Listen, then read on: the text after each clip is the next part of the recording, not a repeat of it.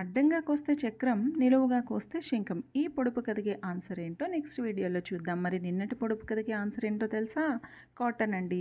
ఈరోజైతే నేను బయట వర్షం పడుతుంటే ఇంట్లో కారం కారంగా ఏమన్నా తినాలనిపించినప్పుడైతే ఇలా చేసేస్తూ ఉంటాను. బయట కొనే ముడి మిక్చర్ అయితే చాలా టేస్ట్ అనిపిస్తుంది. ఎందుకో మరి డబ్బులిచ్చి కొంటామనో లేకపోతే వాడు కలిపే కలుపుడుకో మరి అర్థం కాదు. అదే టేస్ట్తో ఇంట్లో కూడా మనం చేసుకోవచ్చు.